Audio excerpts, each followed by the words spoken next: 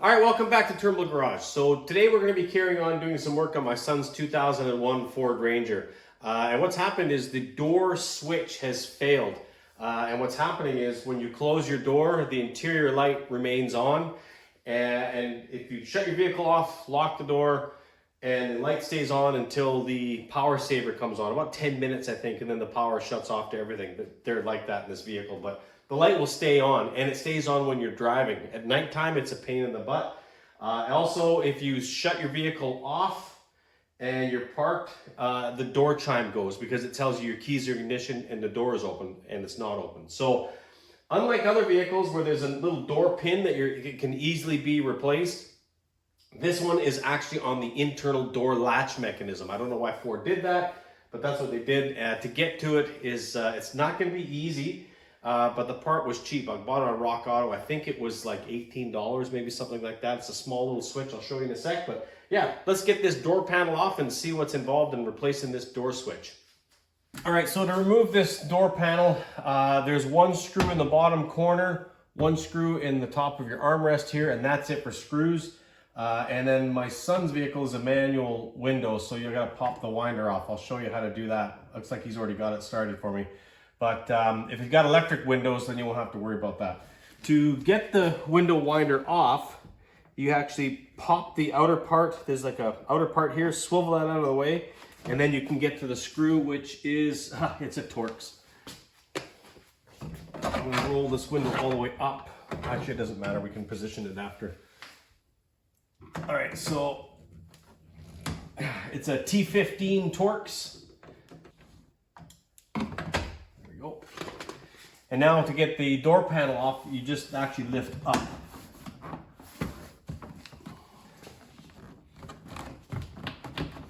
Should just lift up.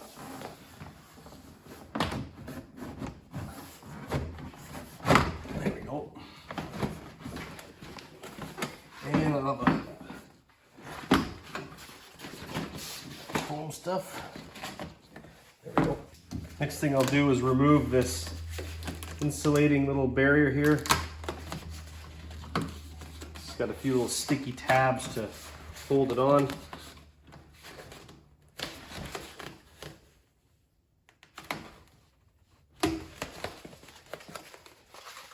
All right, here's the little door switch. It's got a little plunger on here, and that's where your connector goes on.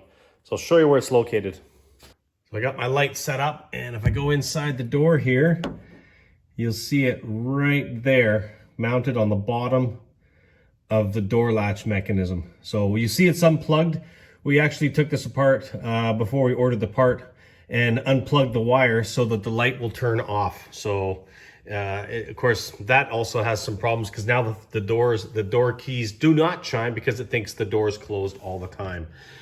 Anyway, let's pull out this door latch. All right, we'll undo these three Torx. They are a T27 of all sizes.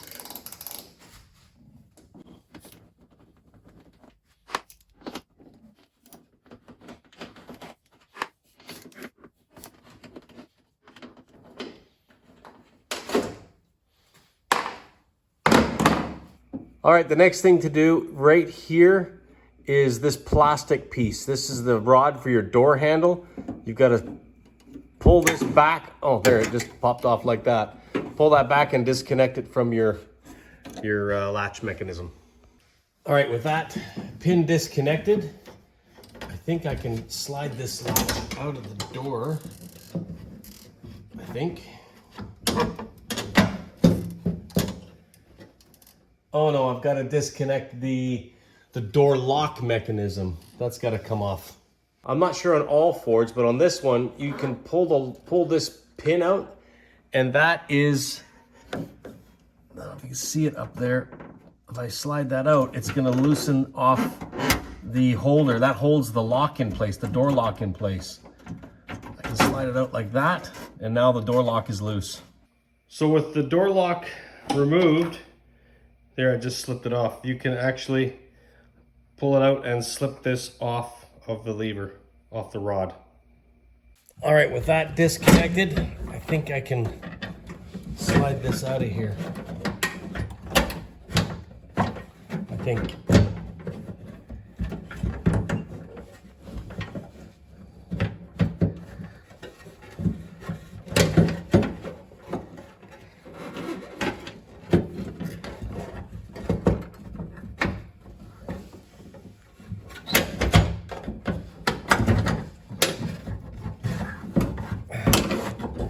There we go. The hard part was actually getting it around the window track. But with that out now, you can see the switch here. I don't know how it's held on. All right, I'm trying to figure out how to remove this. And see if I can get it here. It looks like there's a little spring tab in here that you need to bend up so that it can pull out. Okay, a little screwdriver in here. So I can pry this up. Oh yeah, there we go.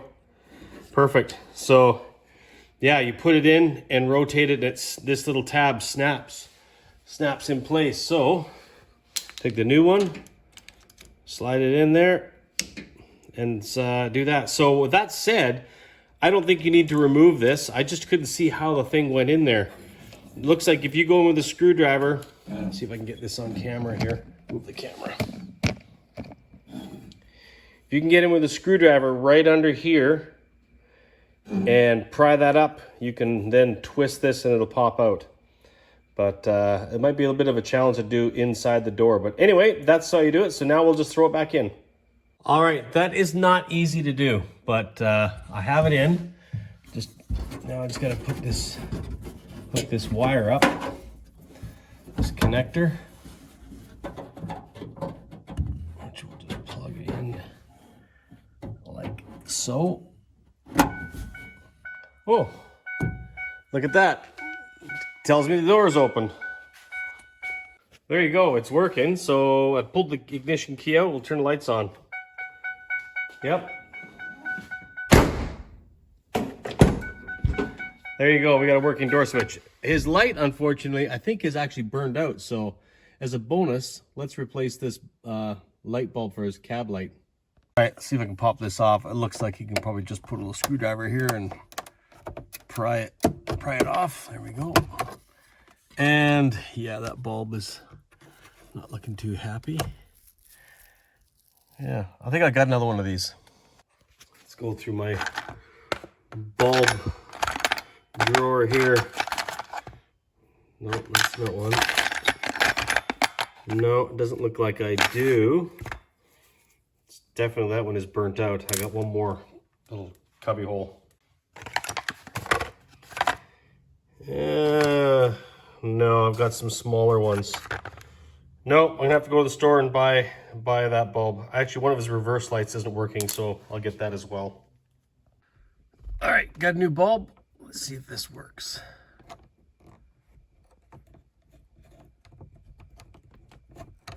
Come on, get in there. There we go.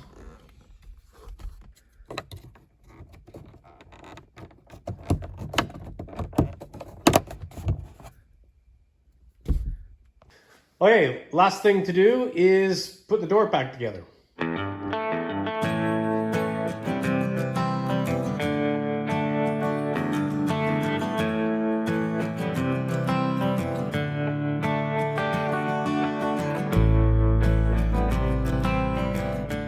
So there you go, another successful fix on this little Ranger.